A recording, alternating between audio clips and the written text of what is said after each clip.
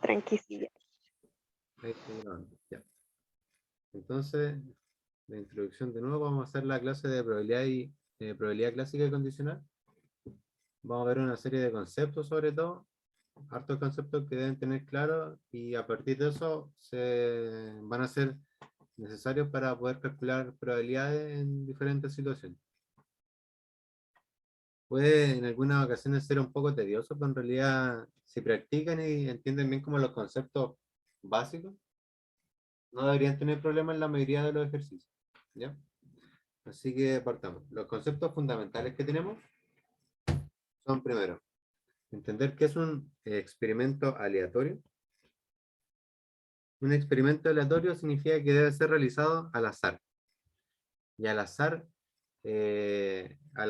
no es decir respecto a algún patrón numérico que ya conozcamos. Por ejemplo, decir un experimento aleatorio sería sacar a gente según su fecha de nacimiento. Eso no sería aleatorio porque cada persona ya tenía su fecha de nacimiento de antes, como que depende de la época del año, quizá hay alguna época en la que nace más gente, qué sé yo.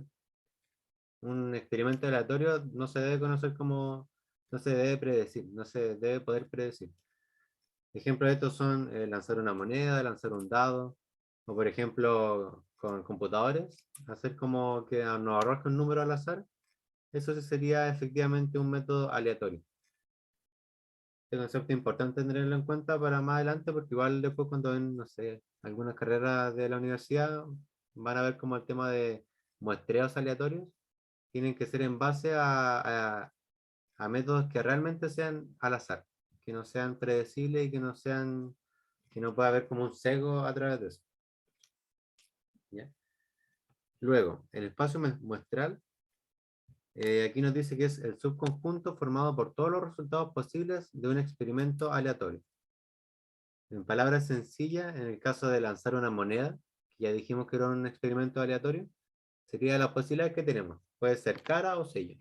Más allá de eso no tenemos otras posibilidades. Eso sería el espacio muestral. Luego, tenemos, por ejemplo, el lanzamiento de un dado. En este caso, un dado clásico de 6 caras. Tendríamos entonces el espacio muestral estaría compuesto por el 1, por el 2, por el 3, 4, 5 y el 6.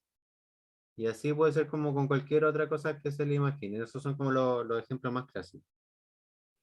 Entonces, por ejemplo, aquí el espacio muestral 1 sería lanzar una moneda, que sería cara o sello. Bien sencillo. Luego, el espacio muestral 2 sería lanzar un dado. Lo que les dije antes, entonces, sería del 1 al 6 el espacio muestral. Y ahora, por ejemplo, el espacio muestral 3 sería, por ejemplo, lanzar una moneda 3 veces. Entonces, aquí está el esquema a la derecha, que sería el espacio muestral de lanzar una moneda 3 veces. Entonces, primero lanzamos una, tenemos cara o sello. Luego lanzamos otra vez esa moneda y puede salir cara o sello nuevamente. Y la tercera vez que lanzamos cara y sello puede salir esa combinación. Entonces, si seguimos desde el comienzo, vamos a ver que tenemos una serie de resultados. Tenemos un resultado que sería todas caras, luego cara, cara, sello, cara, sello, cara, cara, sello, sello, que son los que están acá a la derecha. Después sello, cara, cara, sello, cara, sello, sello, sello, cara, y así sello, sello, sello. ¿Ya? Y lo divertido de esto es que podemos rápidamente saber de qué tamaño va a ser el espacio muestral, o sea, cuántos resultados posibles vamos a tener, sabiendo que el espacio muestral de un evento que tiene como dos sucesos, en este caso podría ser solamente cara o sello. Si lo lanzamos 3 veces, el espacio muestral final sería de 2 elevado a 3, ¿ya? Y 2 elevado a 3 igual a 8. Entonces, en este caso solamente aplica para estos en los que tenemos solamente dos resultados y se extiende de manera las veces que nosotros estimemos conveniente. En este caso eran 3 lanzamientos y por eso se elevaba a 3. Ya. Luego de esto, es importante determinar cuando los experimentos son independientes entre sí. Ya eso es algo bien importante en esto de probabilidades, ver qué sucesos son independientes o dependientes. Luego va a haber una serie de definiciones más, pero esos son como las principales. En este caso, si son independientes, en, en lenguaje como matemático sería eh, el número de elementos del nuevo espacio muestral será el producto entre el número de eventos de cada evento por separado. Ya, eso se escucha muy raro, pero en realidad es bastante simple. ¿Qué queremos decir? Un evento independiente es, bueno, un evento es independiente de otro si la ocurrencia de uno no influye en la del otro. Por ejemplo, en este caso nos dicen lanzar una moneda y lanzar un dado a la vez. El hecho de que ya podamos lanzar los dos a la vez nos da como una pista de que son independientes. El que salga un resultado en la moneda no determina que va a salir otro resultado en el dado. Son independientes. Entonces, en este caso, si queremos calcular el espacio muestral, sería multiplicar los espacios muestrales de cada uno. Ya en el caso de la moneda, el espacio muestral es 2, ¿cierto? Porque puede ser caro o 6. En el dado es 6 porque pueden ser del 1 al 6 cada uno de esos números. Entonces el espacio muestral de este suceso, que sería lanzar una moneda y un dado, sería 6 por 12. Digo, 2 por 6, que sería en total 12. ¿Ya? Sería 2 por 6 es igual a 2. Entonces, ya eso como base. Entonces, recapitulando, tenemos el primer caso, en el que es de la moneda, que serían eventos que solamente tienen dos posibilidades. El espacio muestral se calcula elevando 2 a la cantidad de veces que lancemos la moneda. 3 o 4 o 5, o la cantidad de veces que lancemos la moneda.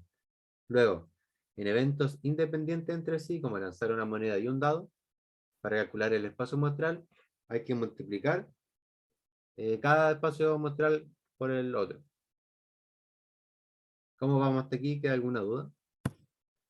No sé si me he hecho entender. No, yo sí comprendo. ¿Sí? Sí. Si alguien tiene alguna duda, me dice por, por voz o por chat. No hay problema, podemos repetir las cosas las veces que sea necesario.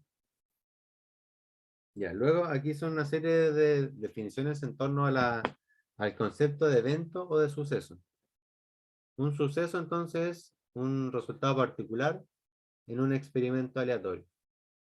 Por ejemplo, en un experimento aleatorio de lanzar un dado, una vez, un evento o suceso podría ser obtener un 3. Otro evento podría ser obtener un 4, bla, bla, bla. Por ejemplo, en este caso, nos dice que, por ejemplo, un evento sería que no salga un número par. En este caso, el espacio muestral de ese evento sería 1, 2 y 3, que serían los números impares que están dentro de un dado común. Otro evento o suceso sería que salga un múltiplo de 2. Ya que salga un múltiplo de 2. En ese caso, el espacio muestral sería 3 números, el 2, el 4 y el 6. Eso es bien sencillo. El evento suceso es como una regla, es decir, no sé, al lanzar una moneda que salga cara, al lanzar un dado que salga 2 y 4, al lanzar un dado que salga un número mayor a 5. Y así, va a tener un cierto espacio muestral dependiendo de qué es lo que nosotros determinemos. Y aquí es donde surge una serie de, como de definiciones bajo ese concepto como paraguas que es de eventos sucesos, ya que un suceso, por ejemplo, puede ser excluyente de otro. Eso quiere decir que ocurre un evento o ocurre el otro evento. No pueden ocurrir ambos a la vez. Por ejemplo, aquí nos dicen que los sucesos excluyentes serían que al lanzar un dado salga un número menor a 3 y que salga un número que sea múltiplo de 3. ¿Por qué? Porque los números que son menores a 3 son el 1, el 2 y solamente esos dos números, el 1 y el 2. En cambio, para que salga un número múltiplo de 3, tiene que ser 3 o 6. Entonces, entre el 1 y el 2 y el 3 y el 6 no se tocan. No existe como un número que coincida. Entonces, al lanzar un dado y que salga un número que sea menor a 3 y que sea múltiplo de 3, no es posible porque no son números que coincidan. No existe como una intersección entre ambos sucesos. Eso sería excluyente. Volviendo a lo que decíamos antes, un suceso independiente sería en el cual la ocurrencia de uno no afecta a la ocurrencia de otro. Por ejemplo, lo que decíamos antes, que lanzar un dado y lanzar una moneda. En ese caso son sucesos independientes, no se afectan entre sí. Claro, en este caso nos dan un ejemplo bastante parecido, que sería lanzar una moneda y que salga cara. Y el otro suceso sería lanzar un dado y que salga un número par. La moneda no va a tener influencia sobre el dado, así que son independientes. Ligado a eso, al concepto como de independiente, está el concepto de dependiente. En este caso sí existe, en el fondo afecta la ocurrencia de uno, la ocurrencia del otro. Por ejemplo, en este caso ya empezamos a hablar como de bolas rojas, bolas de colores y como extraer bolas desde una caja. En este caso nos dicen, por ejemplo, en un saco tengo una bola roja y dos bolas negras. ¿Ya? Entonces nos dicen, el suceso de sacar la roja impedirá sacar otra bola roja en el siguiente intento, porque quedarán solo negras. En este caso son sucesos independientes, digo, dependientes. O sea que al tener una cantidad limitada de bolas dentro de esa bolsa, solo una roja y dos negras, al sacar una roja, al siguiente suceso en el que yo quiera sacar otra roja, ya no va a ser posible porque ya saqué la primera en el primer suceso. Esto se mezcla con otro concepto que vamos a ver más adelante, que es el de reposición. En este caso estaríamos hablando de un experimento que no tendría reposición, porque no volveríamos a meter la bola que sacamos dentro de la bolsa. Y eso determina que sea dependiente. Entonces, haciendo el nexo con el concepto de reposición, los sucesos dependientes, generalmente, yo creo, no tienen reposición, porque al sacar la primera bola, va a afectar la probabilidad del resto de bolas, porque ya el espacio muestral ya no van a ser 3 bolas, sino van a ser 2 bolas, porque ya saqué una al comienzo. En cambio, podría existir la opción de hacerla con reposición, que eso significa volver a meter la bola que saqué en la bolsa. En este caso, por ejemplo, sería, al sacar la bola roja en el primer evento, devolverla y volver a intentar sacar una bola. En ese caso, la probabilidad va a ser igual que al comienzo. O sea, serían como eventos independientes, porque yo volví a meter la bola dentro de la bolsa. ¿Queda claro eso de la reposición y de que sea dependiente o independiente? ¿Alguno tiene alguna duda con eso? Igual lo vamos a repasar un poquito más adelante. No, por ahora no. Ya. Luego tenemos sucesos complementarios. Esto quiere decir que tal cual como un complemento llega como a suplir la parte que le falta para completar el espacio muestral. Y algo importante es que no deben tener elementos comunes, ¿ya? Sucesos complementarios no deben tener elementos comunes. Por ejemplo, sucesos complementarios serían sacar números, al lanzar un dado, que salgan números menores a 4. Por ejemplo, 1, 2 y 3. Eso sería un evento. Y el otro evento podríamos decir que sea que al lanzar un dado salgan números mayores a 3. O sea, 4, 5 y 6. ¿Ya? Entonces, ahí tendríamos dos eventos que son complementarios, porque no tienen elementos comunes. El primer evento tiene el 1, el 2 y el 3. El segundo evento tiene el 4, el 5 y el 6.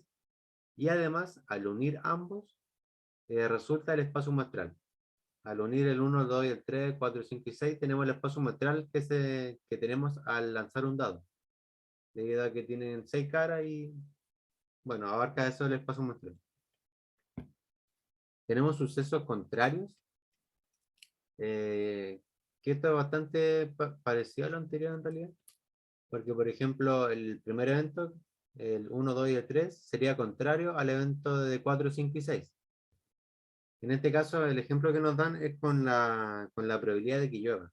Por ejemplo, nosotros decir que mañana existe cierta probabilidad de lluvia, la probabilidad de que no llueva sería la resta entre el 100 y esa probabilidad. Por ejemplo, mañana existe un 60% de probabilidad de que llueva.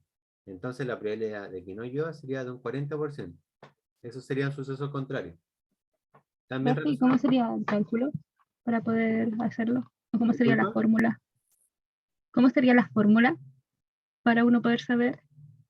eh, para saber qué, porque los sucesos contrarios hay que restarlo del total. Ah, ok, gracias. Claro, aquí aparece como matemáticamente que los sucesos complementarios eran cuando sumamos la probabilidad de ambos nos da el total, que sería 1. La probabilidad siempre es un número entre 0 y 1. 0 sería la probabilidad de que es imposible que ocurra, y el 1 es un evento seguro, que va a ocurrir sí o sí. Entonces, al sumar ambas probabilidades, nos da el 100% de probabilidad. En el caso de los sucesos contrarios, al restar esa probabilidad total al suceso, nos da el suceso contrario. Ese simbolito que está arriba de la es como para designar cuando algo es como contrario o es como distinto. Por ejemplo, al decir que eso es la probabilidad de A, sería la probabilidad de que no ocurra A. Y por último tenemos el concepto de sucesos no excluyentes, que ya está un poco más simple porque son sucesos que pueden ocurrir al mismo tiempo. Contrario a lo que veíamos al comienzo, que eran los sucesos excluyentes, es decir, que no podían ocurrir a la vez. Los sucesos no excluyentes son sucesos que pueden ocurrir al mismo tiempo. Aquí nos da un ejemplo que sería que al lanzar un dado, el número que salga sea par o un número menor a 5. Entonces los números pares son 2, 4 y 6. Los números menores a 5 son del 1 al 4.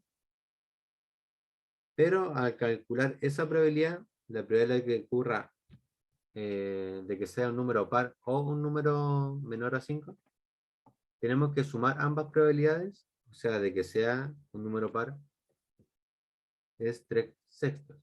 Y la probabilidad de que sea menor a 5 es 4 sextos.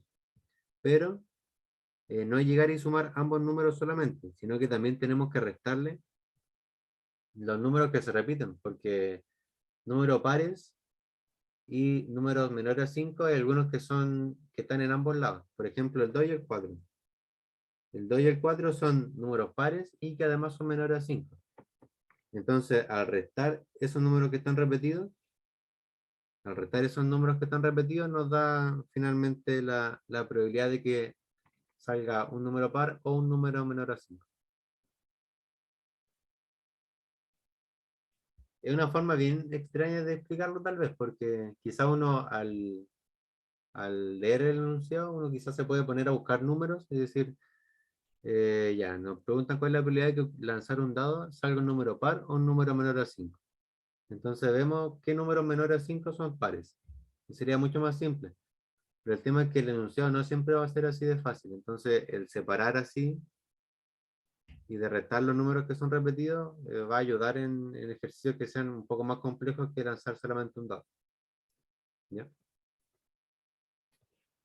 Luego, el tema de la probabilidad clásica es cuando todo lo que se refiere a decir tenemos tal cantidad de posibilidades y solamente una parte satisface lo que nosotros queremos. Por ejemplo, al decir que tenemos 20 bolas en total, tenemos 12 que son blancas y 8 amarillas.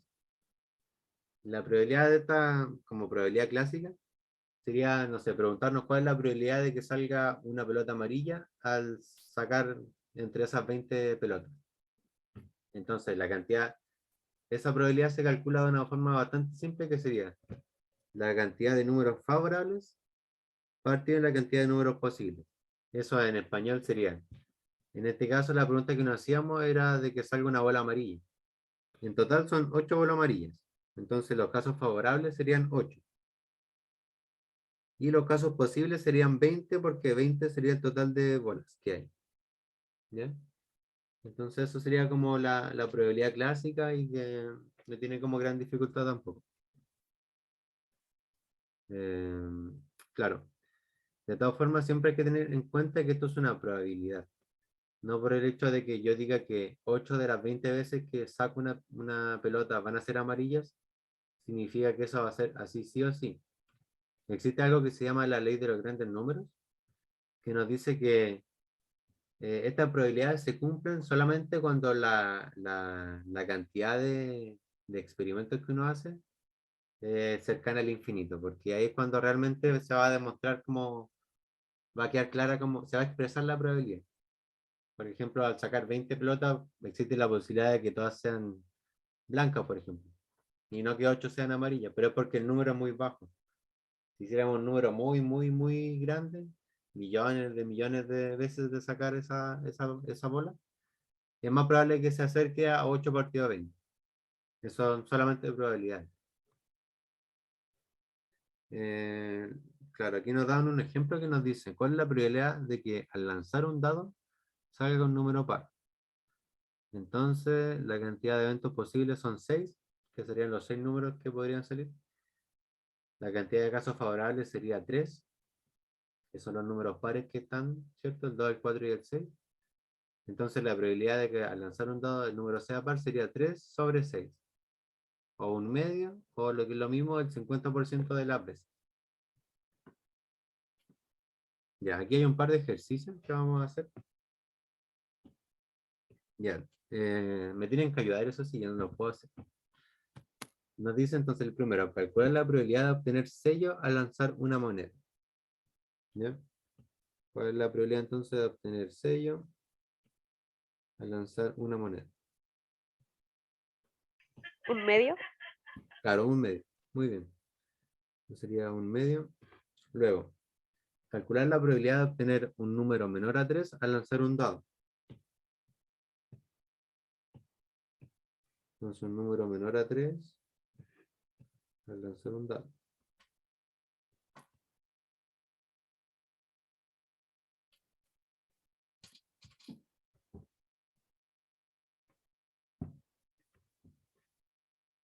Caso favorable, No, como 2/6. 2 sextos, sí. 2 sextos sería porque los números menores a 3 son 1 y 2 y la cantidad de números que tenemos son 6. Y eso es lo mismo que un tercio. Eso es lo mismo que 50%. Claro. Siempre hay que simplificar la fracción Sí, del resultado. siempre se simplifica. Lo del porcentaje no es necesario, pero la fracción sí o sí debe quedar simplificada. Ya, el tercero nos dice una caja contiene 10 bolitas de colores. 4 de ellas son verdes, 5 son rojas y una amarilla. Y nos preguntan entonces si se elige una al azar. Calcular la probabilidad de que la bolita elegida sea. Lo primero, que sea verde, que sea no verde y que sea no roja. Son 4 verdes, 5 rojas y una amarilla.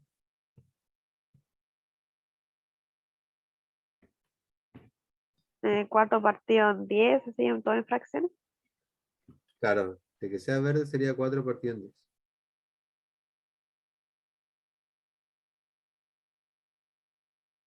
De que sea no verde,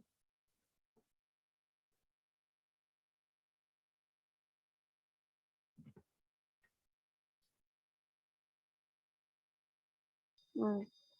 Hay 6 partidos en 10. claro, podríamos como calcular como el evento contrario. Ya sabemos que verde son 4 de 10, no verde serían 6 de 10. O podemos sumar la cantidad de bolas amarillas y rojas que son 6 y partirla en el total de eventos que serían 10.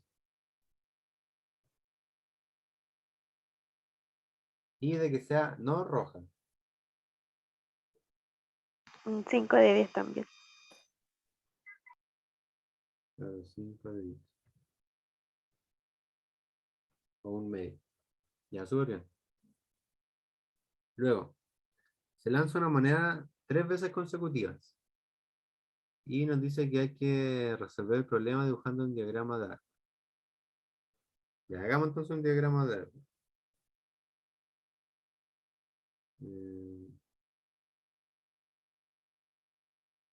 Entonces, el primer lanzamiento puede ser cara o sello. Son 3 lanzamientos, ¿cierto? Luego tenemos cara o sello.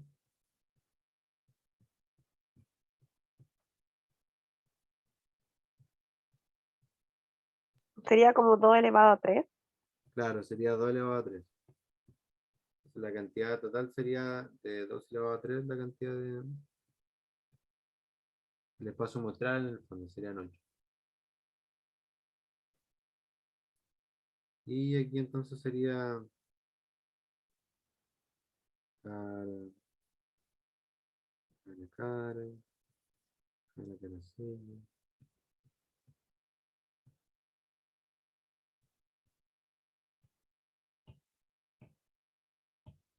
Esto en el fondo es lo mismo que teníamos arriba, ¿cierto?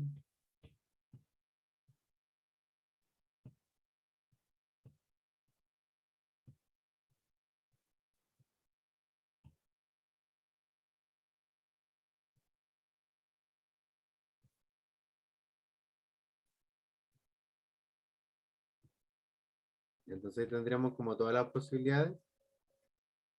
La indicación era que resolviéramos con un diagrama de árbol, así que eso tuvimos que hacer. Ya, entonces nos dicen cuál es la probabilidad de que en el primer lanzamiento salga cara y en el tercero salga sello. Entonces en el primero salga cara y en el tercero salga sello.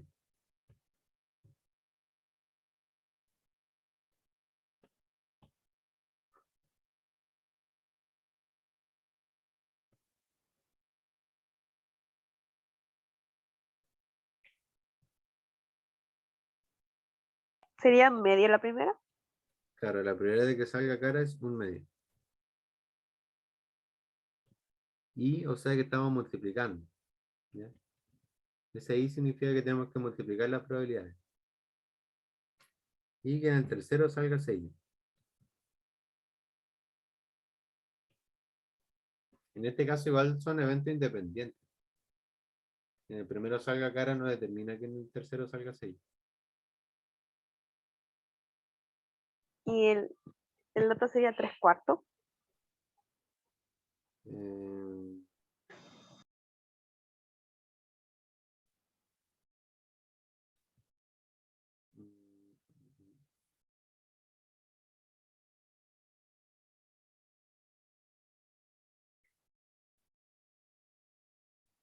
en este caso sería un medio, me parece. ¿No?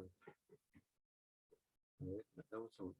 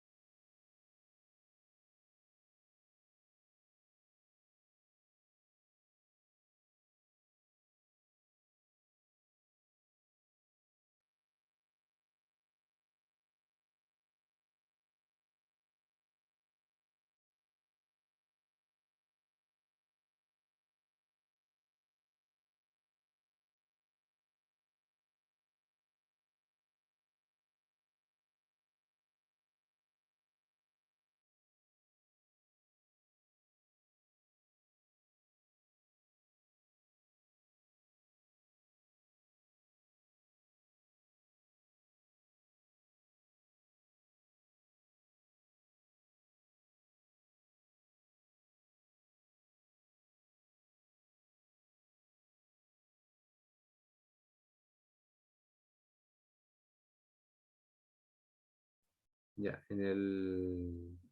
para que en el tercero salga sello también es un medio.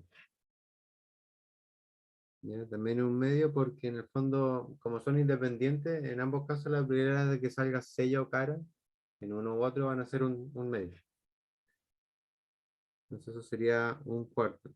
Y de hecho otra forma de verlo sería analizando como el diagrama que hicimos de árbol, porque nos dicen que en el primer lanzamiento salga cara y en el tercero salga sello. Entonces, teniendo en cuenta que en el primero salga cara, tenemos 4, ¿ya? Pero de esos que en el tercero salga sello, solamente tenemos 2, que serían esos de ahí. O sea, tenemos 2 de 8 eventos. Y eso es igual a un cuarto, ¿ya? O sea, podemos hacerlo como de ambas formas, como con la probabilidad por separado, que ambos serían un medio por un medio, o yéndonos al esquema que hicimos y viendo en qué caso en el primer lanzamiento había cara, y de eso en cuál en el tercero había 6. ¿Ya? Luego, la segunda nos dice, calcular la probabilidad de que salga al menos un sello. Entonces, la probabilidad de que salga al menos un sello sería de que salga un sello, 2 sellos o 3 sellos. Ya esa es la probabilidad de que salga 1, 2 o 3 sellos. En este caso no podemos ir como al esquema que hicimos y fijarnos en cuáles sale 1, 2 o 3. En el fondo, en cuál sale al menos un sello. En este sale un sello, este igual. O sea, en todo eso sale un sello al menos, en 7 de 8. En todo eso al menos hay un sello. En algunos hay 2 sellos y en algunos hay 3 sellos. Entonces serían 7 de 8.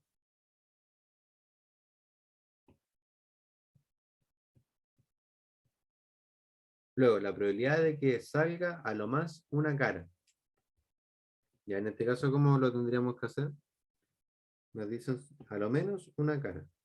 A lo más una cara, perdón.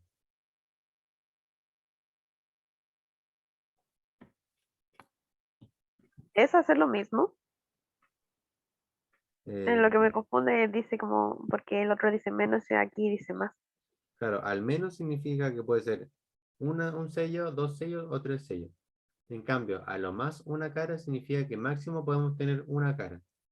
Si hay 2 caras no nos sirve, si hay 3 caras tampoco nos sirve. Y si no hay ninguna cara también nos sirve, porque a lo más tiene que ser una cara. Entonces revisamos eso y vemos cuáles hay a lo más una cara. En 1, 2, 3, 4, 5. ¿Cierto? Porque en la primera hay 3 caras, en la segunda hay 3 caras, en el quinto que está ahí entre medio hay 2 caras también y los que están marcados. Ah, no, mentira, en el tercero igual hay 2 caras. O sea que serían solamente esos de acá. Serían 4 de 8. ¿Ya? En 4 de 8 a lo más hay una cara.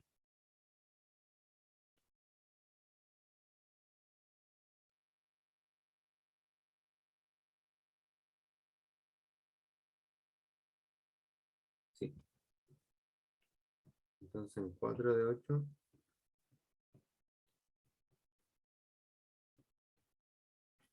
O sea, lo más es, te pone como un tope hacia arriba. Desde ahí hacia abajo deben haber caras. En cambio, al menos establece un límite mínimo. Y desde ahí hacia arriba deben haber 6. Ya. El último ejercicio nos dice, la tabla muestra el número de flores correspondientes a 100 plantas, que varía entre 0 y 8. Ya, entonces tenemos un total de 100 plantas. Cada planta tiene una cantidad distinta de flores, las cuales van desde 0 a 8 flores.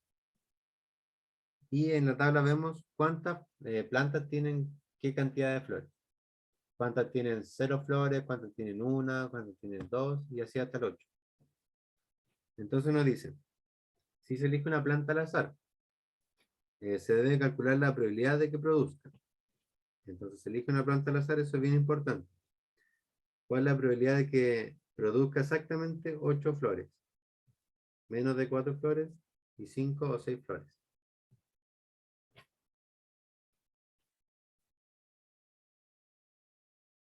La probabilidad de que produzca exactamente 8 flores, ¿cuál sería?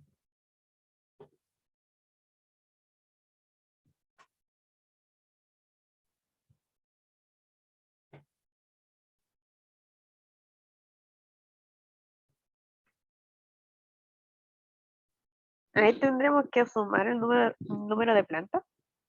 Claro, tenemos entonces, me preguntan por exactamente 8 flores, que son las que están ahí. Son 5 plantas las que cumplen esa condición. Y el total son 100 plantas las que tenemos. Entonces, ¿cuál sería la probabilidad de que sean exactamente 8 flores?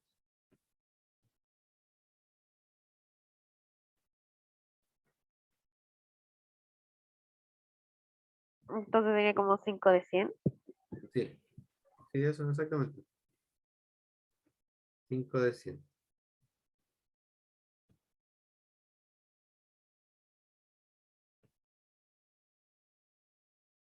Luego, que tengan menos de 4 flores. O sea, que tengan 1, 2 o 3 flores.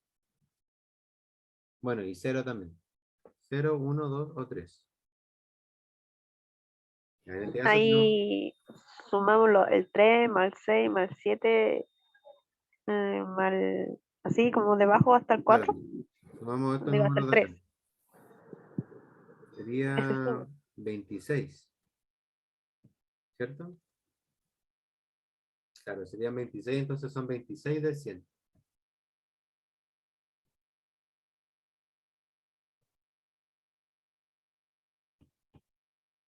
Y por último, que tengan 5 o 6 flores. Que tengan 5 o 6 flores. En ese caso la suma sería 42. Serían 42 de 100. Ya, súper bien.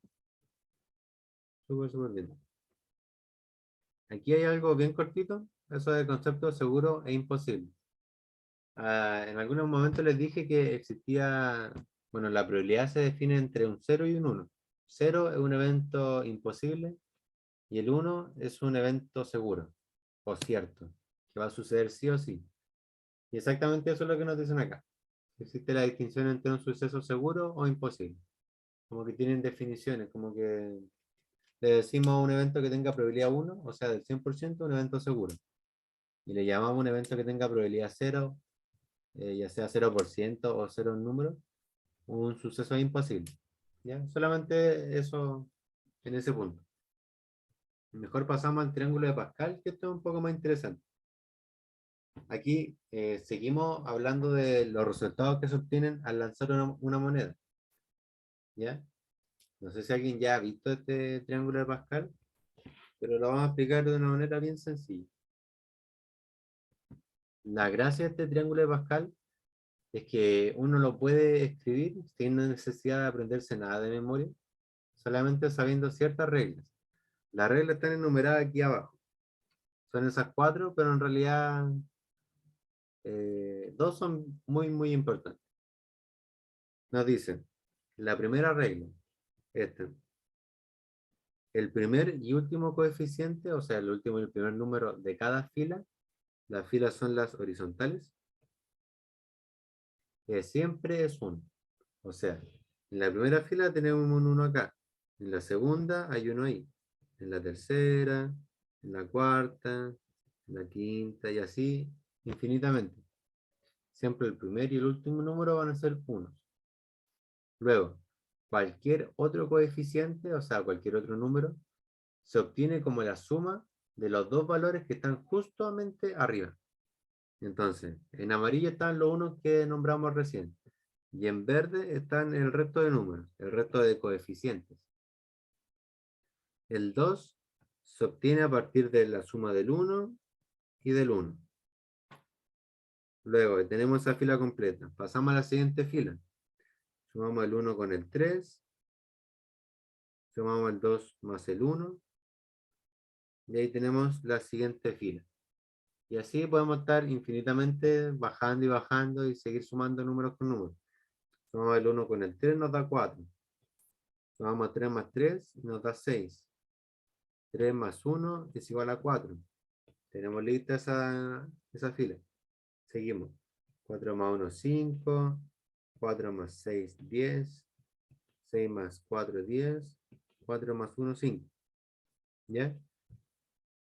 Y claro, ustedes se preguntarán cuál es la utilidad de tener este triángulo de Pascal, así como de qué nos sirve dentro de la probabilidad. Yo les decía que aquí seguimos hablando y nos seguimos refiriendo a los resultados que obtenemos del lanzamiento sucesivo de una moneda. O sea, de una moneda, un hecho que tiene como dos posibles resultados. Ya, entonces, nos dicen que teniendo en cuenta entonces lo anterior, al lanzar 4 monedas, digo, una moneda 4 veces, se obtienen 16 resultados posibles. Eso ya lo sabíamos de antes, sabíamos que la cantidad, el espacio muestral, se calculaba a partir de 2 elevado a la cantidad de lanzamientos. Sería 2 por 2 por 2 por 2. Y eso es 16. Eso ya lo sabíamos de antes. Pero lo que no sabíamos es cómo relacionar eso con el triángulo de Pascal. Claro, entonces, si tenemos 0 lanzamientos, va a ser 0 elevado, digo 2 elevado a 0. Un lanzamiento, 2 lanzamientos, 3 lanzamientos, 4 lanzamientos, que sería el espacio muestral que hablábamos recién. Pero lo interesante es que con el triángulo de Pascal podemos saber cuántas fueron caras, cuántas fueron sellos, cuántas, y así como cómo se distribuyen. Como entre cada lanzamiento, cuántas eran caras, cuál es la probabilidad de que sean 3 caras, cuál es la probabilidad de que sean todas sellos. Eso lo podemos saber de manera muy simple con el triángulo de Pascal. Antes solamente sabíamos cuál era el tamaño del espacio muestral. Sabíamos que eran 16 resultados, pero ahora sabemos cuáles son los resultados más probables. Y es bien simple. Siempre se grafica de la misma manera. En este caso es cara sello. Entonces, el primero no lo ocupamos porque ese es como ningún lanzamiento. Cuando hablamos de un lanzamiento, puede ser cara o sello. Eso es bien simple. Cuando hablamos de 2 lanzamientos, ya es cuando empezamos como a captar de verdad la utilidad del triángulo de Pascal. A tener 2 lanzamientos tenemos 4 opciones, ¿cierto? Porque al tener 2 lanzamientos es 2 elevado a 2. Eso es 4. O sea que tenemos 4 posibles resultados. Y si sumamos la cantidad de los números que están acompañando a la letra, por ejemplo, esto era lo que aquí era 1, 2 y 1. Es lo mismo 1, 2 y 1 que hay acá. Aquí arriba me refiero. Porque aquí también es el 2 lanzamientos. Son 4 posibles resultados.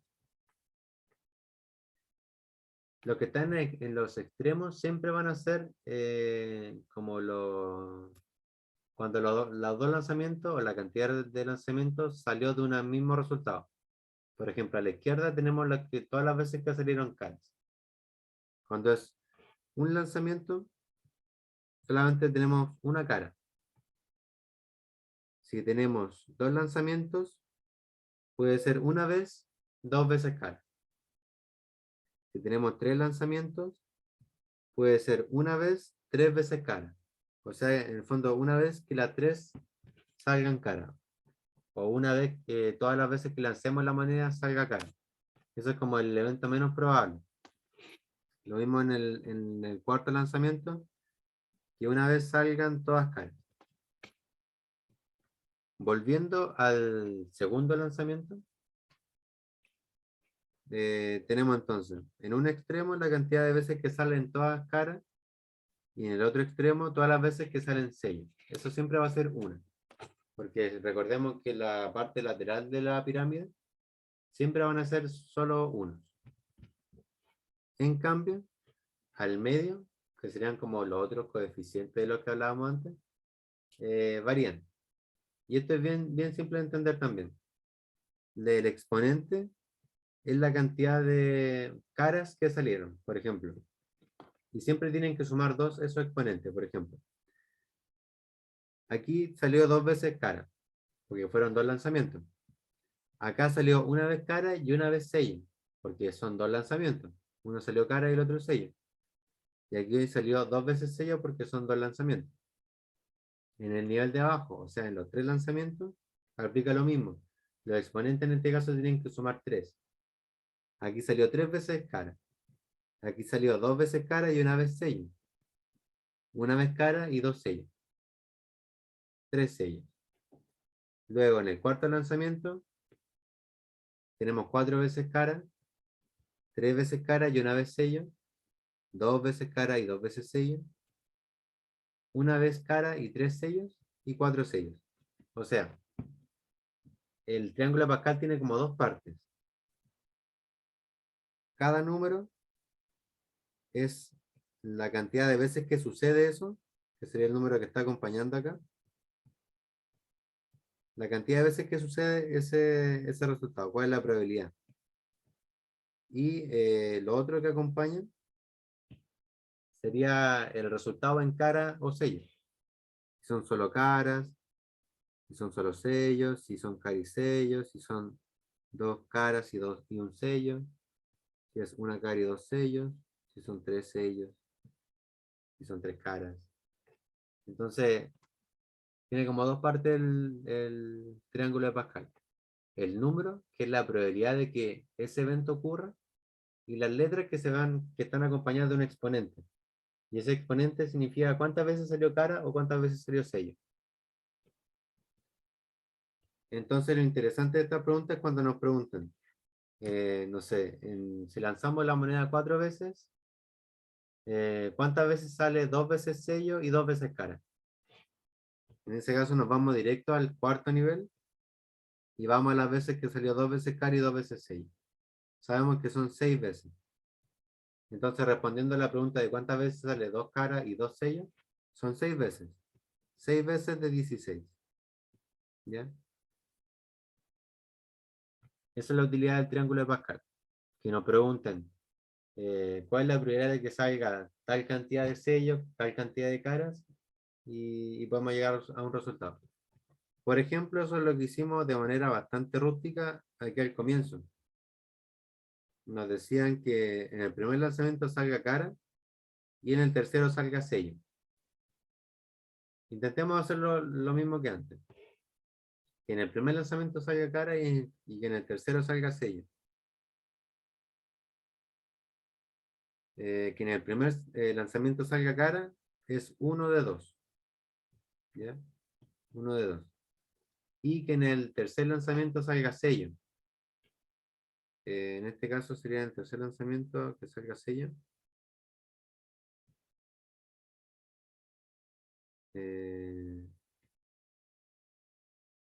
Claro, en realidad tendríamos que ver de qué forma se ordena cada uno de estos resultados. Porque, por ejemplo, en este lanzamiento tenemos que puede ser cara, cara, sello, cara, cara, sello, cara, sello, cara, o sello, cara, cara. Entonces tendríamos que ver cuáles de esos son los que tienen la cara al final. Así que en realidad no se pudo haber ocupado en ese ejercicio. Pero sí lo podemos ocupar en los ejercicios que nos preguntan cuál es la probabilidad de que salga tal cantidad de sellos y cierta cantidad de caras. ¿Ya? Eso es bien importante lo que acabamos de ver. ¿Alguno tiene alguna duda respecto a eso? No sé, como medio confusa, pero no tan difícil, creo. No, no es tan difícil. Tienen que entender primero cómo armar el triángulo, que era lo que le expliqué eso de que los números de abajo siempre eran el resultado de la suma de los números de arriba. Siempre el 3 va a ser el resultado de la suma de estos dos números. Estos dos números van a dar el resultado que está aquí abajo. Eso es lo primero. Y después saber ordenar como las caras y los sellos. Siempre de un extremo se parte con todas caras y el otro extremo todas sellos. Y entre medio van bajando la cantidad de caras y subiendo la cantidad de sellos. Por ejemplo, en el nivel 4 nos sirve harto para explicar esto. Porque en un extremo tenemos todas caras y en el otro extremo tenemos puros sellos. Si nos vamos uno hacia la derecha, tenemos ahora 3 caras y un sello. O sea, disminuimos una cara y aumentamos un sello. Nos vamos una más a la derecha, bajamos otra cara, o sea que ahora tenemos 2, y subimos un sello. Tenemos 2 sellos. Entonces pasamos a tener 4 caras, a 3 caras, a 2 caras, y en el siguiente vamos a tener solamente una cara. Y en el último ya no hay caras, porque son solamente 4 lanzamientos. Y con los sellos ocurre lo contrario. Partimos desde 0 sellos y subimos a un sello. Luego subimos a 2 sellos. Subimos a 3 sellos y subimos a 4 sellos. ¿Ya? Entonces ahí es como uno pone las letras dentro del triángulo de Pascal. Igual, después cuando se encuentren con ejercicios van a terminar como de entender el triángulo, porque igual, en el fondo lo tienen que hacer ustedes mismos. ¿Les parece que hagamos un break? Porque igual queda como casi la mitad de la clase, un poquito menos. Ya, ¿Sí? ya. ¿Cuánto les parece? ¿Unos 5 o 10 minutos? No sé ustedes. Hagamos 8 minutos. Estamos aquí de vuelta a las 7:08. Ya. ¿Ya?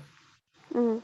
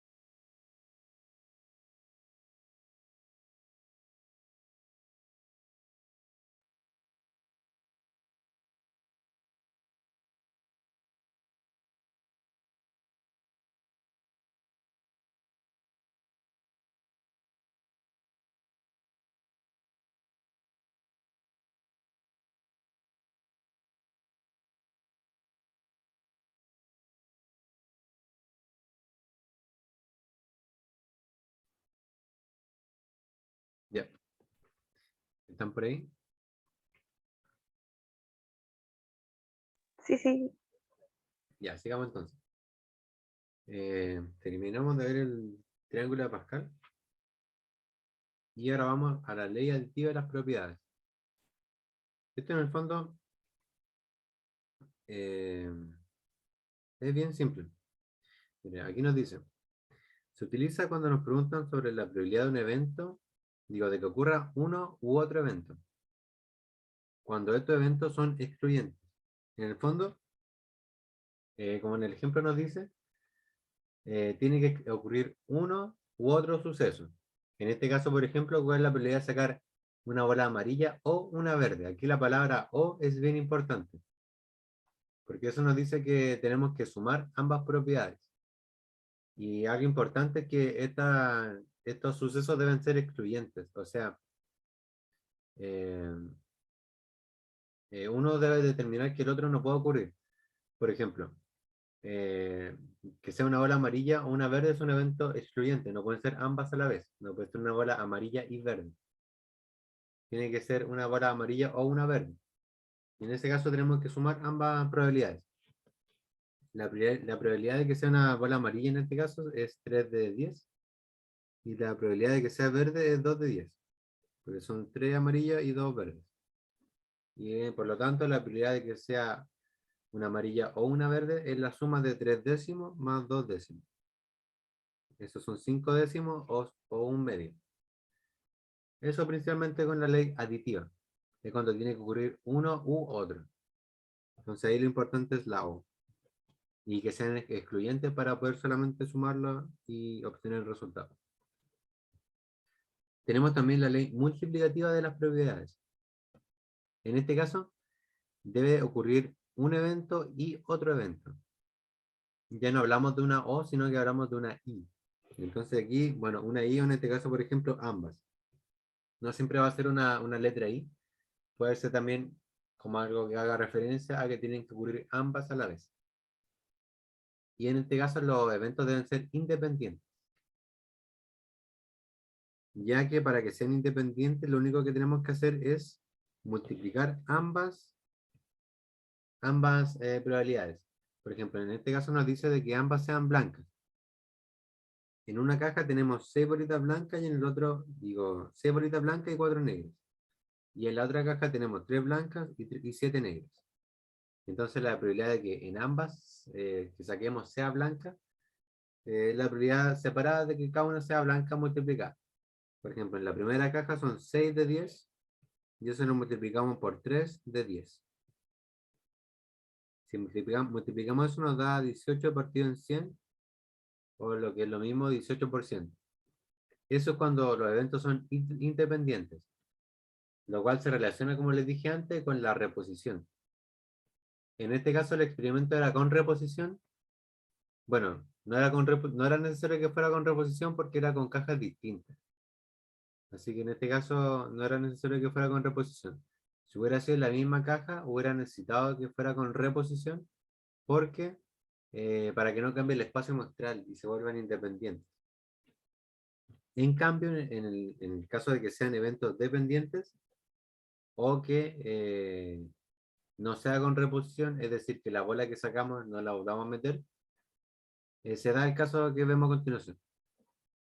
Tenemos una caja con 3 bolas rojas, 3 verdes y 4 azules.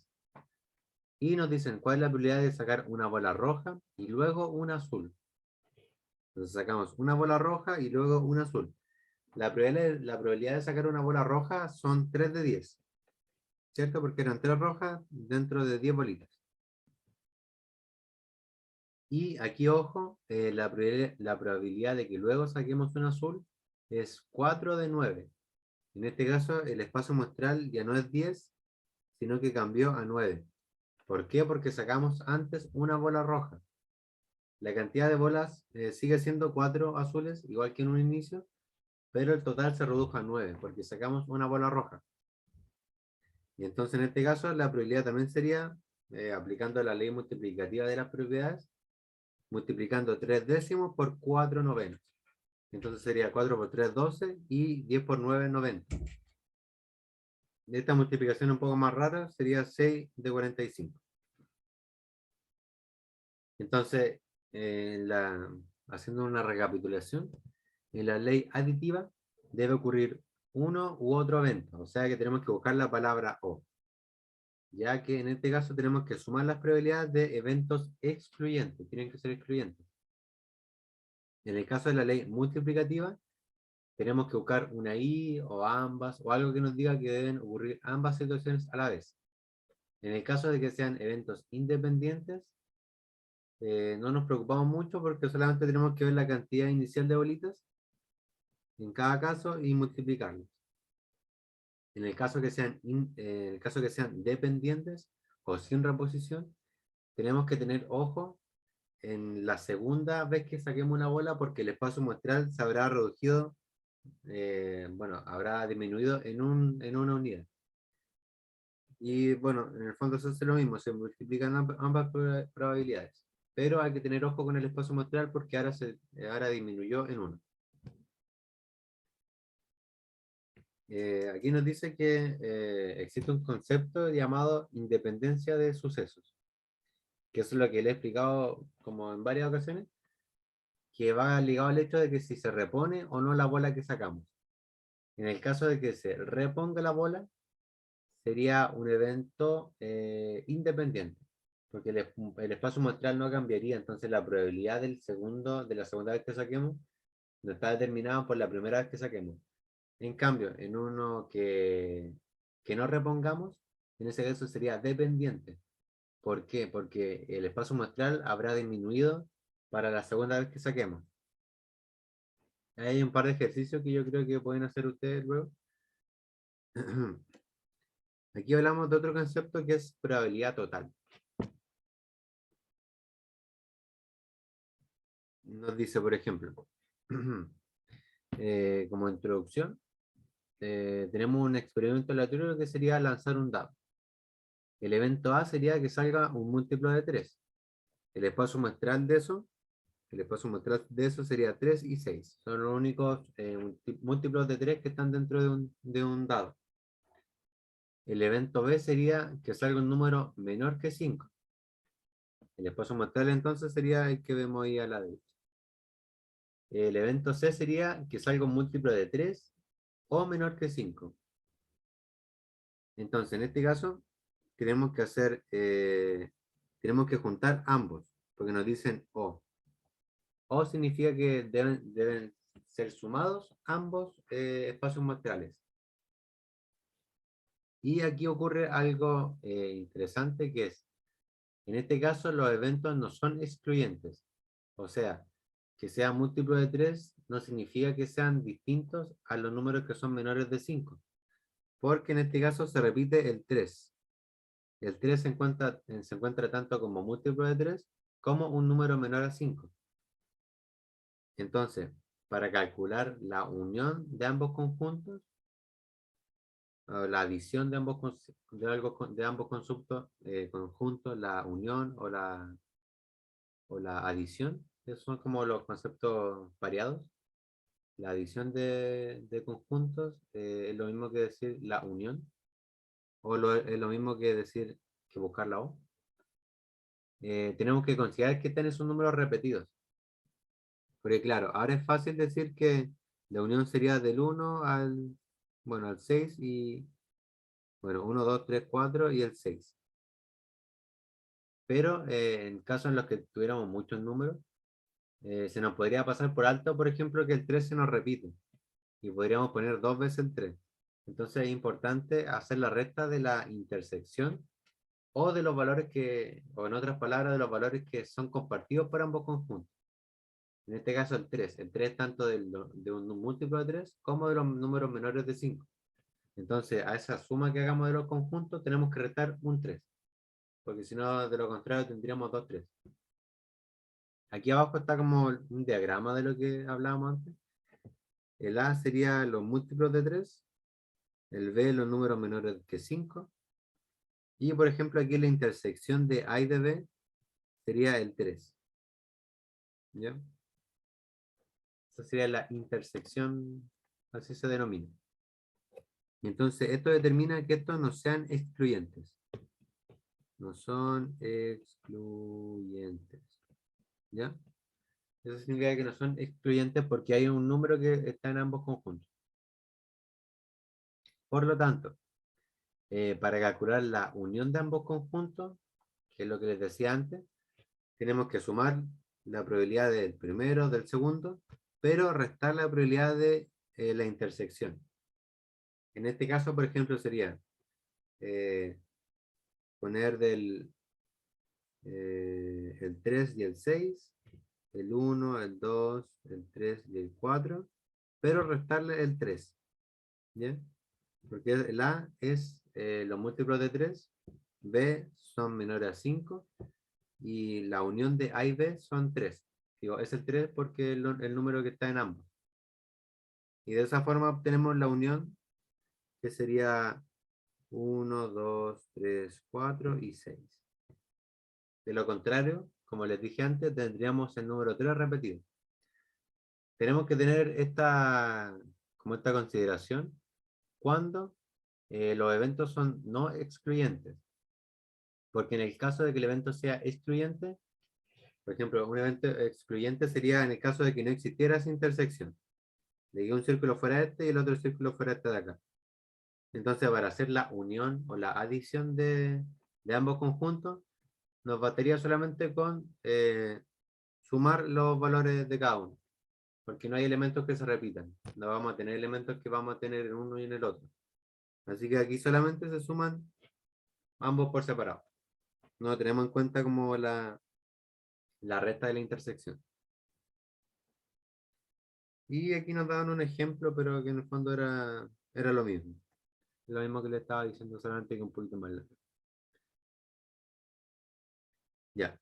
Aquí hay una serie de propiedades de la potencia, de las cuales esta sería como la más importante.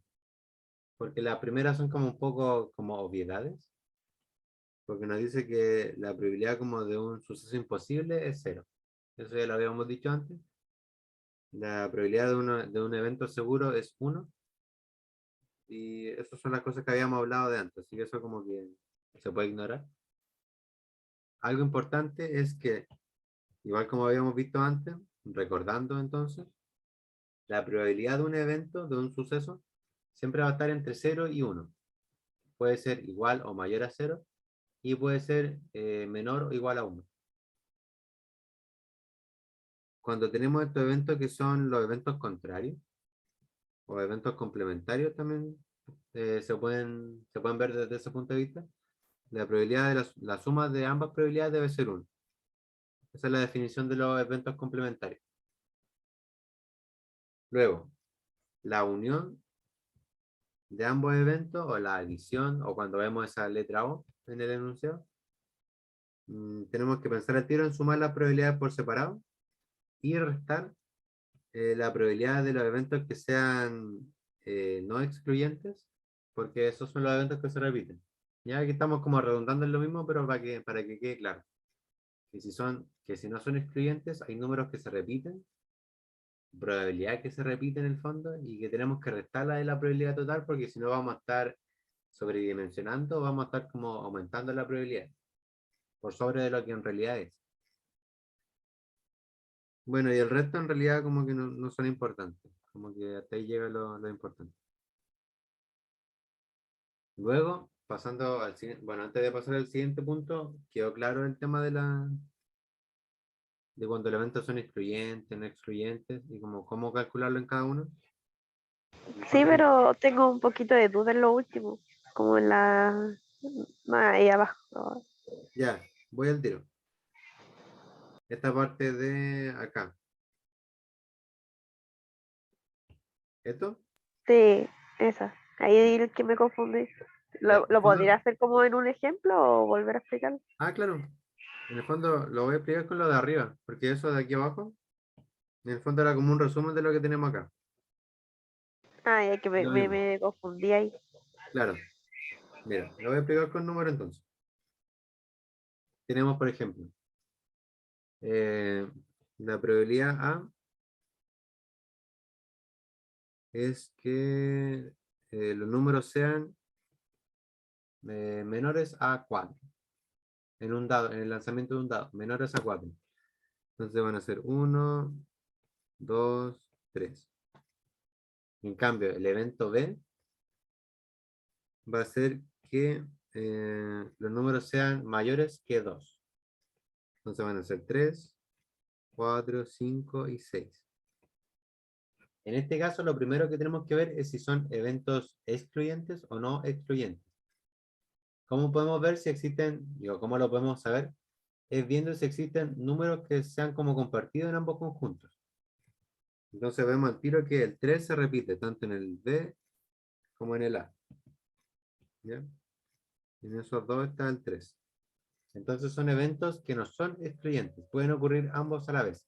Porque el 3 puede ser menor que 4 y puede ser mayor que 2.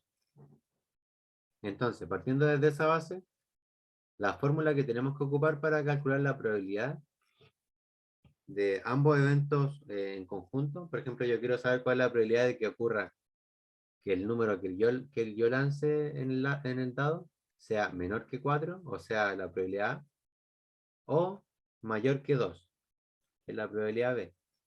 Entonces, para calcular eso, tendríamos que la probabilidad entonces de...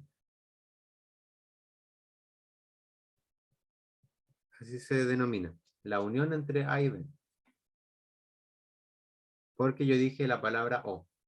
Tiene que ser uno u otro. O sea, las probabilidades se deben sumar.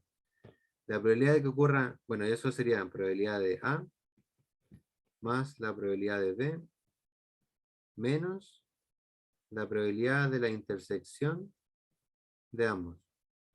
Y eso vamos a hacerlo por partes. La probabilidad de A es 3 de 6. Porque estos son 3 de 6. La probabilidad de B es 4 de 6. 4 de 6. O sea, más 4 de 6. Pero tenemos que restarle la intersección de ambos conjuntos. O sea, el número que se repite. En este caso es 3. 3 es solamente uno de los 6. Así que tenemos que restarle uno de los 6. Resolvemos eso. Sería 3 más 4 menos 1. Sería 7 menos 1, 6. Sería 6 partido 6 o 1. Ahí queda un poco más claro. En el fondo ahí estamos abarcando todos los números del espacio claro, como del espacio muestral. Como todas las posibilidades que teníamos estábamos considerando. Porque todos los números que son menores que 4 y los números que son mayores que 2 completan todo el espacio muestral. El 1, el 2, el 3, el 4, el 5 y el 6. Todos los números del dado. Y por eso es que la probabilidad final nos dio 1. Si no hubiéramos restado el 3, si no hubiéramos hecho esta resta, debido a que el evento no son excluyentes, hubiéramos tenido una probabilidad mayor a 1. Ya si no hubiéramos hecho esa resta, hubiéramos tenido 7 de 6. Y no puede existir una probabilidad de que sea mayor a 7, digo, mayor a 1. Entonces, debido a que son números o eventos que no son excluyentes, o sea, comparten algunos sucesos, tenemos que restar esos elementos que están compartiendo. Porque si no lo restamos, vamos a tener una probabilidad mayor. Vamos a tener un número que va a ser incorrecto. Se dice que estaríamos como sobredimensionando la probabilidad del evento. La estaríamos haciendo más grande de lo que es. En este caso es bien evidente porque nos da un número mayor a 1, pero en algunos otros casos nos va a dar un número que no va a ser mayor a 1 y no nos vamos a dar cuenta. Vamos a decir, es un número que está entre 0 y 1, o sea que está bien. Pero en realidad estaríamos calculándolo mal porque no habríamos restado ese número que estaba extra, esa probabilidad que estaba aumentando el valor final. ¿Se entendió un poco mejor ahí? Sí, muchas gracias. ¿Sí? Ya. ¿Alguna otra duda en esta parte?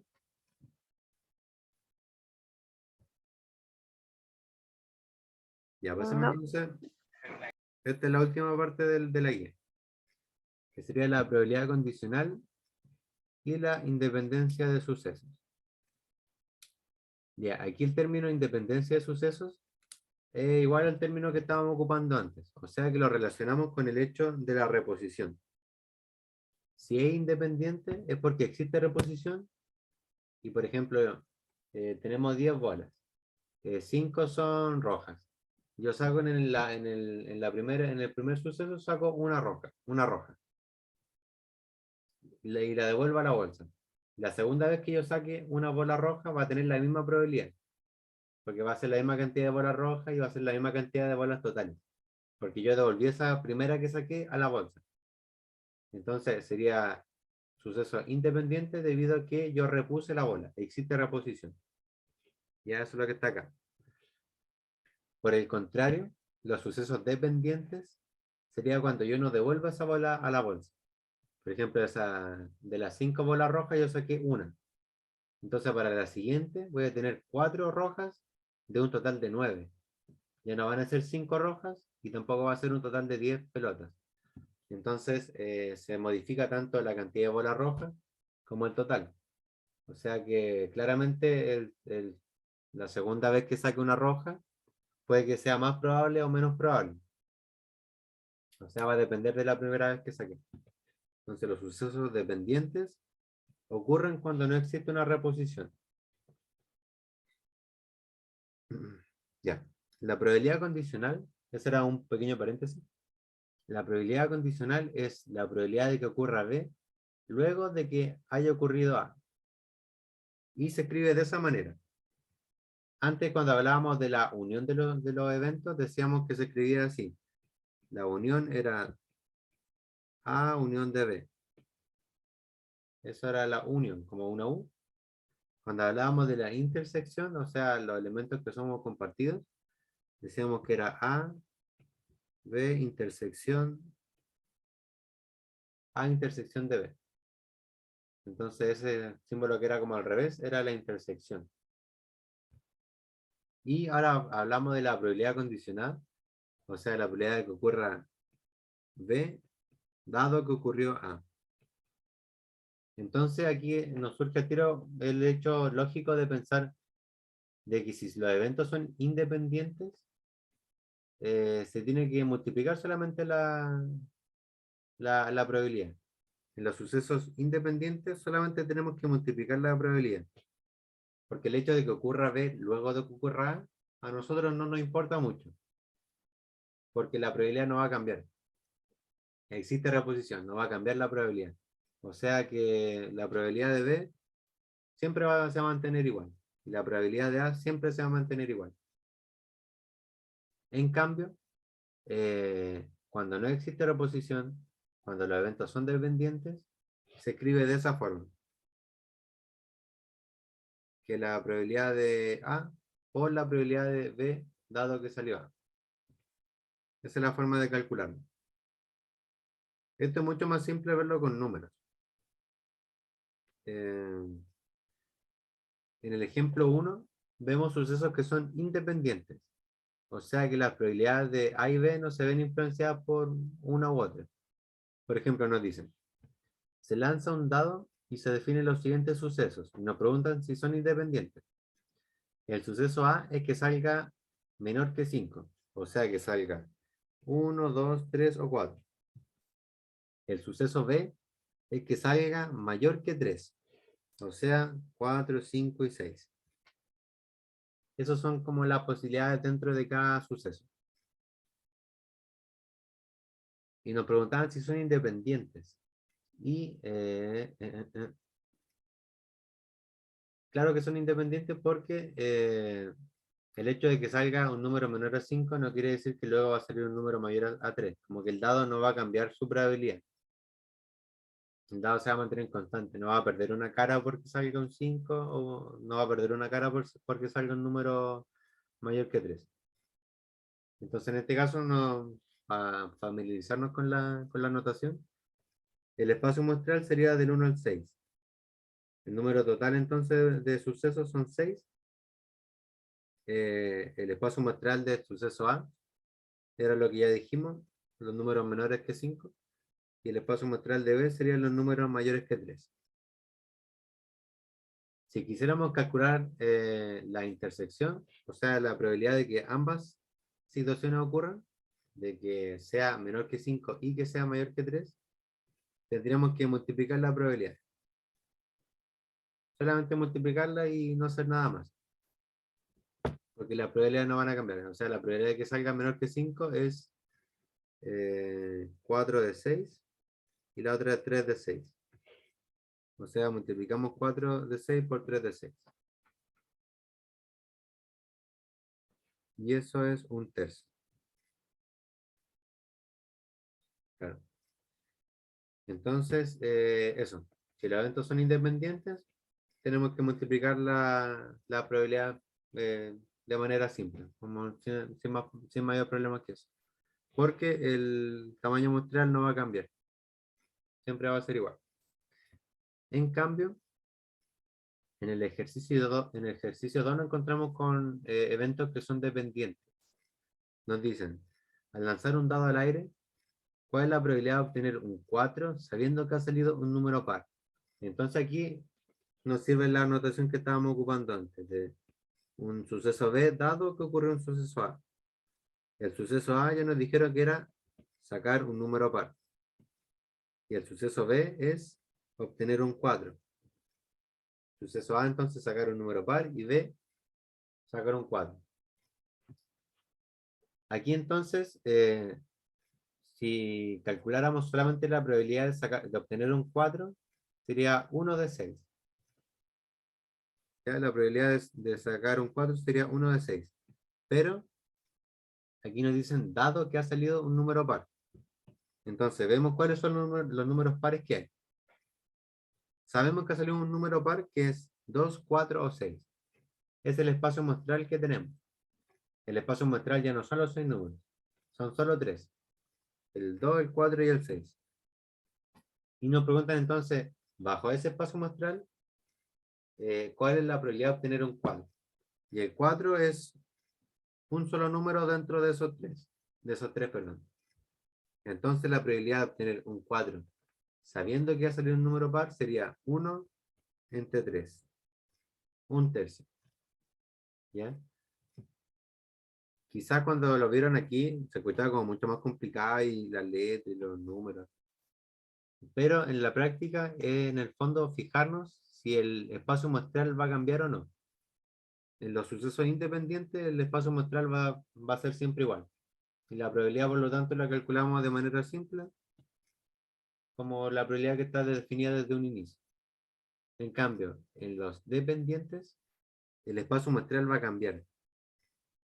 Ya en este caso se redujo a estos 3 números. Entonces, al ocurrir un evento A, el espacio muestral se ve disminuido y a partir de ese espacio muestral disminuido es que calculamos la probabilidad de que ocurra un evento B. En cambio, en los eventos independientes, que sería el primer ejemplo, la probabilidad está determinada de un inicio. La probabilidad B es independiente de la probabilidad A. Entonces solamente tenemos que multiplicarlo. ¿Ya? Y bueno, con eso terminaríamos como la materia. No sé si alguno quedó como con alguna duda respecto a lo que hablamos ahora.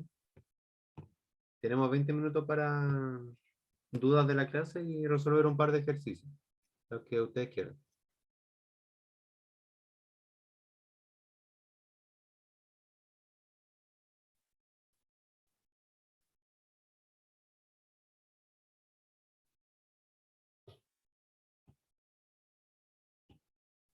¿Alguna duda? Creo que no. Por ahora no. Si tienen alguna duda, igual pueden, ya sea mandarla al correo o en las sesiones de repaso o en cualquier instancia pueden enviar dudas y nosotros vamos a intentar responderla como lo más breve posible. ¿Ya? Vamos al ejercicio entonces. ¿Quieren partir por alguno en especial? No sé si ya tenían acceso a la guía de antes.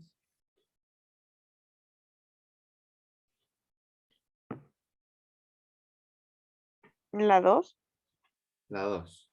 Veamos.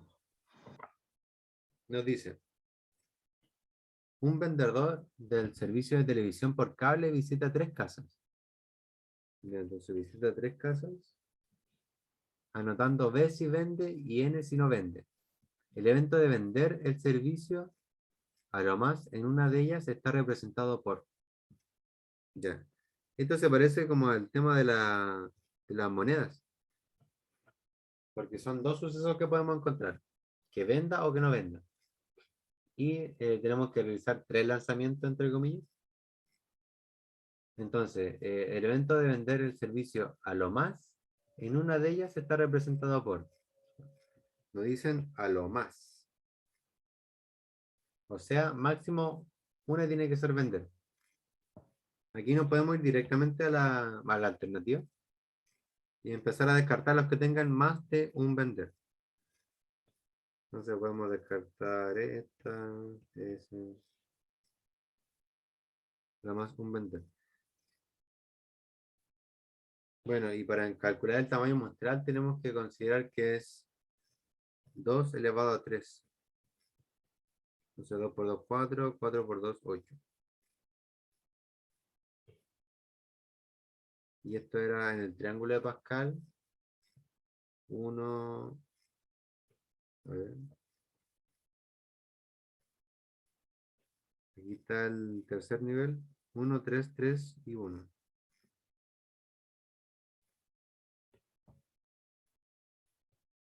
1, 3, 3, 1.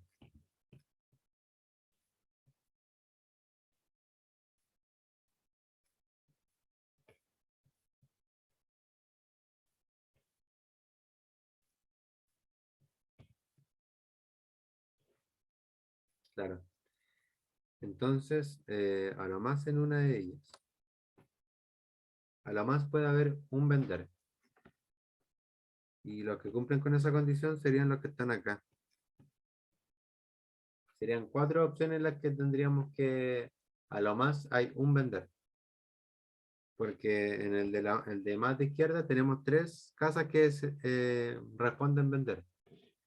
En el de acá tenemos 2 casas que responden vender. O sea que nos pasamos de a lo más en una. Aquí tenemos una y aquí tenemos 0.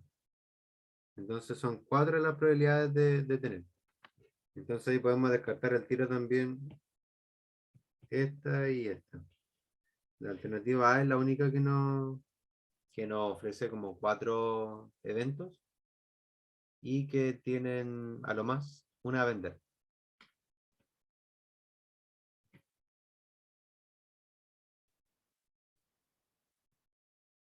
¿Ya?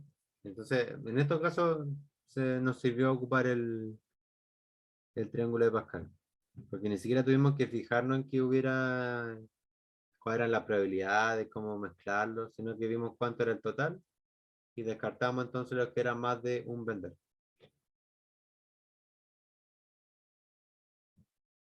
¿Algún otro ejercicio? No sé, a mí me confundió cómo leerla. El QNNN. Así Sí, como lo identifico, como compararlo con el ejercicio que hizo al lado. claro, en el fondo, a mí lo que me sirve siempre es como ponerle color a las cosas y como con eso intentar guiarse. Pero claro, en este caso igual la redacción del enunciado era un poco extraña, porque hablaba de vender o no vende, entonces sí. Pero eso, tienen que determinar como la cantidad, si hay como 2 posibles resultados, al tiro pensar en la moneda. Y en este caso eran 3 casas, o sea, eran como 3 lanzamientos. Entonces, definir como cuánto era el tamaño muestral, el espacio muestral, y irnos como al triángulo de Pascal y llegar a los 3 lanzamientos.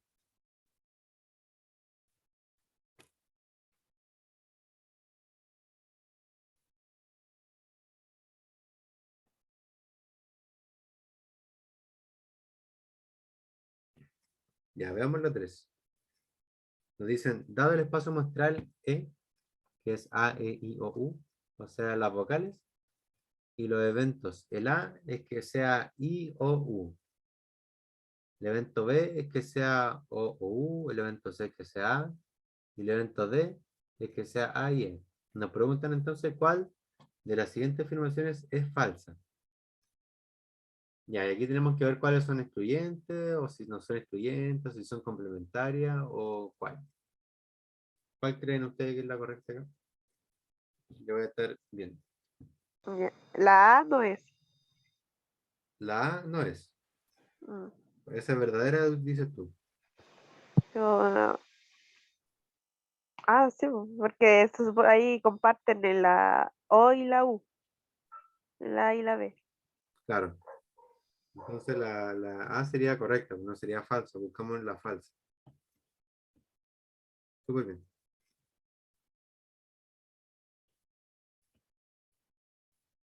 Claro, nos dicen que son mutuamente excluyentes.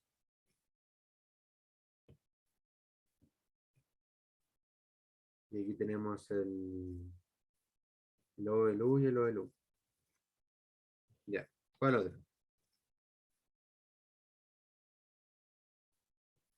La B nos dice A y D son complementarias. ¿Sería la C? Veamos la C. Nos dicen que B y C son mutuamente excluyentes. O sea que vamos a B y C. Y claro, efectivamente esos son mutuamente excluyentes porque en uno tenemos una O y una U y en el C tenemos solamente la A. O sea, no existe la posibilidad de que ocurran ambas a la vez. Como que si hubieran elementos compartidos, como en el caso de la A y el B, o sea, en estos casos habían elementos que eran compartidos, que eran esos de ahí. En cambio, entre B y C no hay. O sea que, claro, la alternativa falsa sería la C.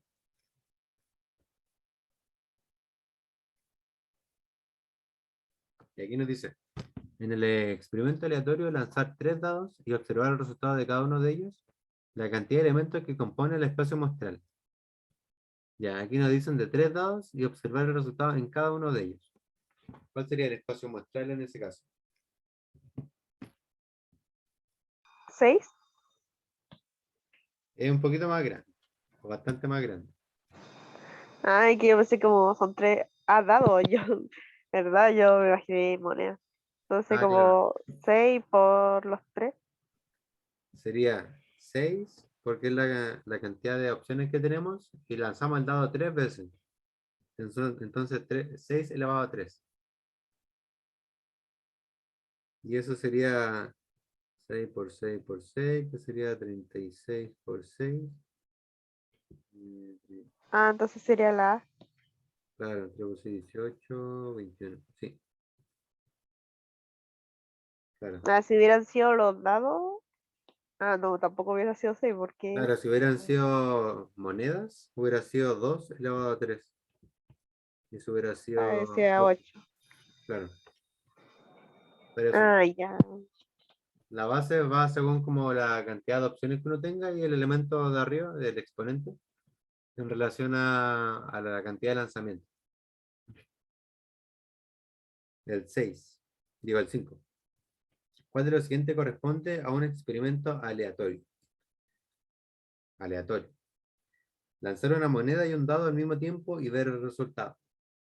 Escoger al azar quién ganará un partido de fútbol cuyo resultado en el minuto 85 es 3-1.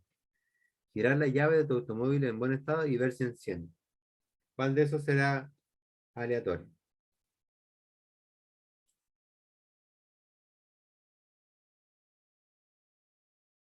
Hay un distractor en la pregunta.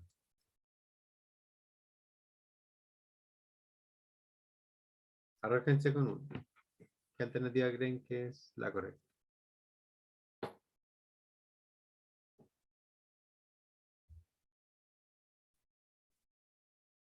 Tipo, la 1 sí es porque supone que al azar. ¿Cuál dices? Como la primera, de lanzar una moneda y un dado al mismo tiempo y ver el resultado. Ya, Como uno no esta sí sabe, es el azar. mm, uno, Claro, experimento aleatorio. claro. ¿Y cuál otra más? Si es que hay una o ninguna más. Ahí la segunda. Y la segunda. Sí, es que ahí dice girar la llave de tu automóvil en buen estado. Si está en buen estado, sí va a encender. Claro, sí va a encender. Y en la segunda alternativa, ¿qué opinan de esta parte que dice cuyo resultado en el minuto 85? A ver, cuando escoger al azar quién ganará un partido de fútbol cuyo resultado en el minuto 85 es 3-1. ¿Esa alternativa es un experimento aleatorio o no?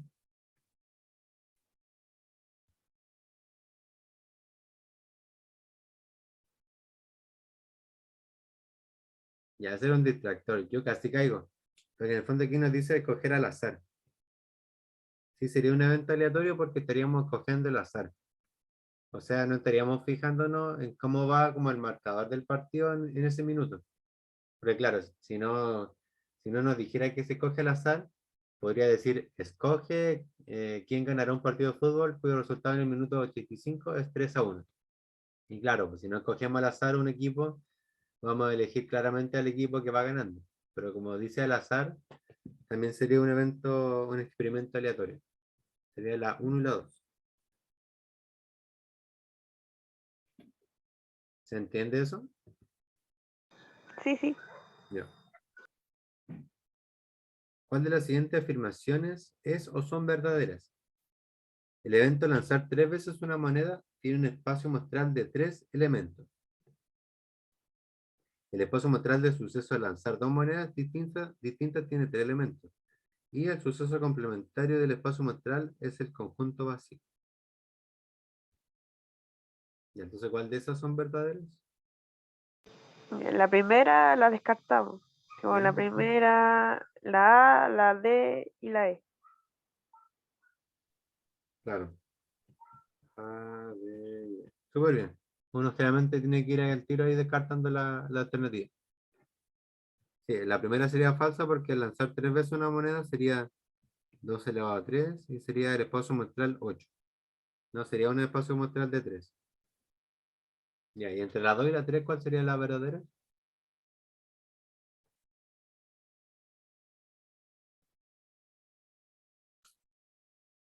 Oye, ¿a qué se refería con conjunto vacío?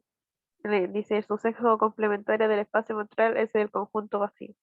El conjunto vacío es un conjunto que no tiene elementos, que no tiene ningún, por ejemplo, si vemos un conjunto, tenemos el conjunto, el espacio muestral del lanzamiento de una moneda que puede ser cara o sello. Un conjunto vacío de eso sería ninguna de las dos, que no hay nada, ni cara ni sello.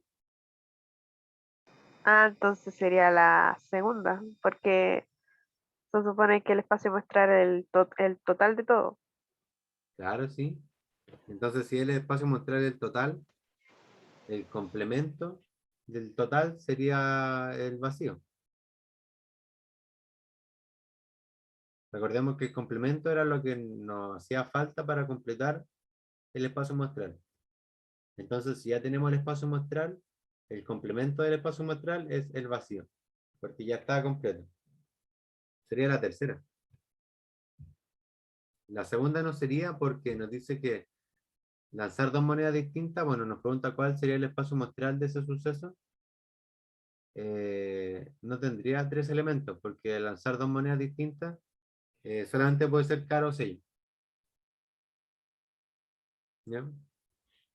Y tendríamos el tamaño muestral de 2 elevado a 2, que sería 4. Ya puede ser caro sello y además puede ser el espacio muestral de 4. Sería por eso la alternativa 3.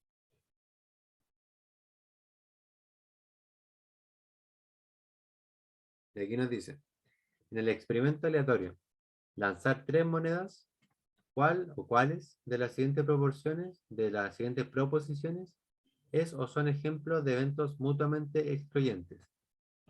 Entonces aquí tenemos que buscar los elementos que sean mutuamente excluyentes. O sea que no pueden ocurrir ambos a la vez.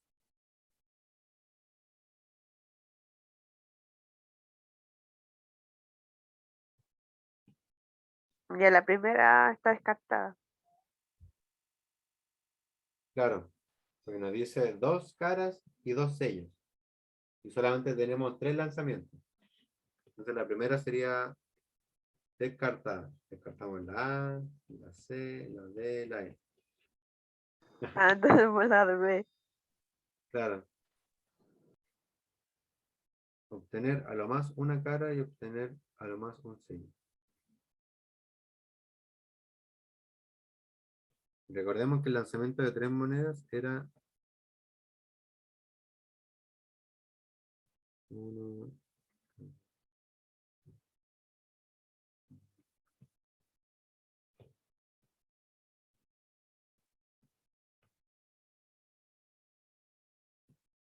Eso sería como el triángulo de Pascal.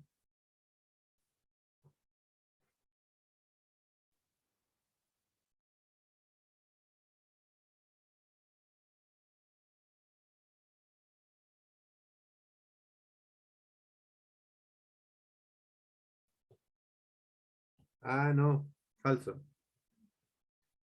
Sí serían mutuamente excluyentes porque al obtener exactamente 2 caras, está dentro de estos sucesos.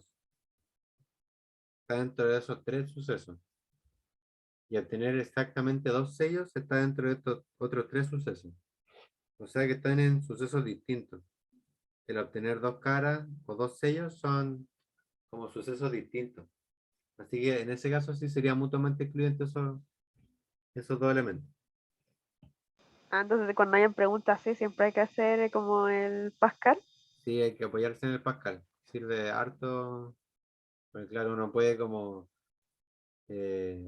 razonar y equivocarse. En cambio, al ver el triángulo, como que reduce la probabilidad de equivocarse en esas cosas. La segunda nos dice obtener a lo más una cara y obtener a lo más un sello. O sea, a lo más una cara sería una cara o 0 caras. Pongámosle, por ejemplo, el color verde.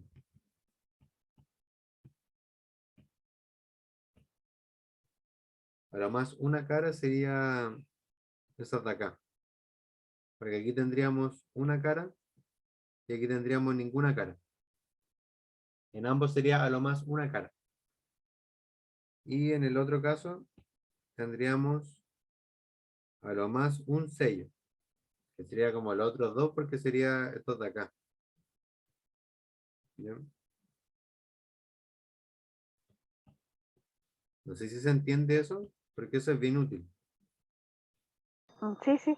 Utilizar el triángulo Pascal para ver que los sucesos sean separados, porque ahí, pese a que no sabemos cómo la distribución de cómo es, si es como cara, cara, sello, cara, sabemos que van a ser en sucesos distintos, porque no solamente, por ejemplo, solamente este de acá nos da 2 sellos, solamente de acá, este de acá nos da 2 caras, solamente este de acá nos da 3 caras. Eso lo sabemos, son sucesos como separados, pueden ser excluyentes. Así que eso también sería correcto. Y la tercera nos dice, obtener exactamente un sello y obtener a lo menos una cara. Una cara. Ocupemos los colores de nuevo. Obtener exactamente un sello. Eso sería el de aquí. En eso tenemos justamente un sello. Y obtener a lo menos una cara. A lo menos una cara. Entonces a lo menos una cara tiene que ser una, dos o tres. Claro, y en este caso llegamos a un problema ahí. No sería mutuamente excluyente porque en esta parte de acá tendríamos la situación de que tendríamos exactamente un sello y 2 caras que cumple con que sean al menos 2 caras. Digo, al menos una cara. Entonces en este caso no sería excluyente porque aquí se están tocando las 2 líneas. Están paralelas, o sea que están ahí ambas condiciones cumpliéndose. La tercera sería la incorrecta. Y aquí la alternativa correcta sería la C. ¿Ya? Bueno, me encantaría seguir haciendo ejercicio, pero igual ya son las 8, entonces hay que respetar los horarios. Así ustedes tienen otras cosas que hacer. Si tienen cualquier duda de la guía, pueden enviar alguna duda al correo y la podemos responder. ¿Ya? Ya, Así que sí. eso. Que le vaya muy bien, descansen, estudien y eso, que le vaya muy bien. Chao, Ya, chao. chao, Gracias. gracias, cuídese. Chao, profe, gracias por la clase. Chao, de nada.